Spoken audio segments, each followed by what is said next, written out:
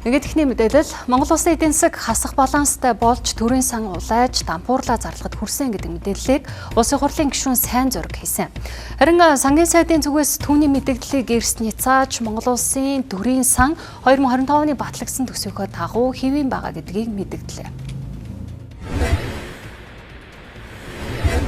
Монгол Ардын намын даргын төлөө хөрсөлдөөн савнаас хальсаар байна. Тодруулах нь бол улсын хурлын үйл ажиллагаа бас доголдоход хүрээд байна. Өнөөдөр Монгол Ардын намын бүлэг хуралдах ёстой байсан ч одоо эрцээ бүрдүүлж чадахгүй бүлгийн хурал болсонгүй.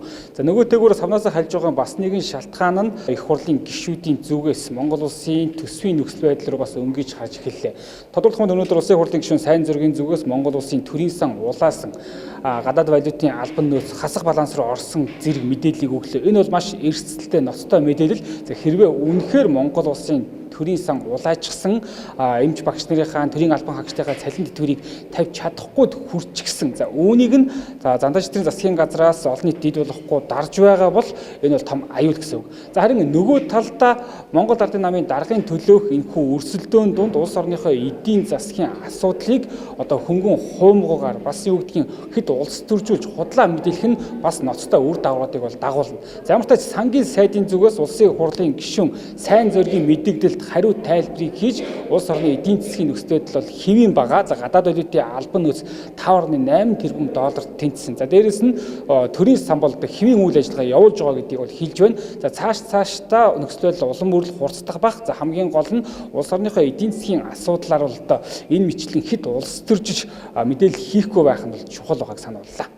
Валютын цэвэр нөөц одоо хэдийн хасах дүн рүү орсон. 5 тэрбум 874 сая гээд Монгол банкны вебсайтын дээр байж байна. Энэ тоо худлаа тоо гэж байхгүй. Энэ чинь үндэсний статистикийн газраас гаргадаг тоо. Их хурлын өөрийнх нь арай байгуулга.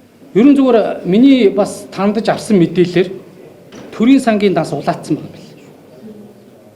Цалин тэтгэврээ тавьж чадах хэсэг дээр ерөн жоох эргэлзээтэй байдлаар орж байгаа.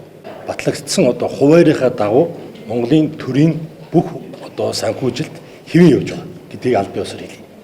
Хаач ямар ч одоо саадсан зүйл байхгүй. Та хэд бол үндсэндээ дефолт зарлах буюу дампуурлын ирмэгт орсон олон улсын валютын сангийн хөтөлбөрт хамаарч төсөө шийдэгдэх зүйлийг ярьж байгаа юм бэл.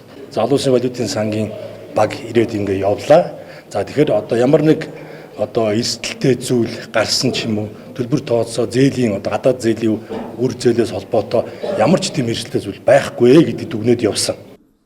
За түүнчлэн уулуурхайн бүтээгдэхүүний 25-аас дээш хувийг биржээр арилжаасан тохиолдолд амнатыг биржийн үнээр тооцож авах засгийн газрын тогтоолыг сайн зөриг гишүүний зүгээс эсэргүүцлээ. Харин аж үйлдвэр эрдэс баялагын сайдын зүгээс биржийн арилжааны үн шууд гэрээний үнээс тогтмол өндөр байгааг онцолж биржийн арилжааг дэмжих ёстой гэдгийг онцоллоо.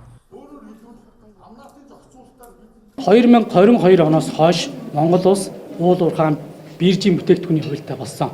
Энэ хүн энэ хуулийг мэдэхгүй байх шиг. Энэ хуулийг хэрэгжүүлэхийг хүсэхгүй байх шиг. Энэ хууль батлагдсанаас хойш төрийн болон орон нутгийн өмчөд бүх компаниуд биржээр бүтээгдэхүүнээ арилж гэж хэлсэн.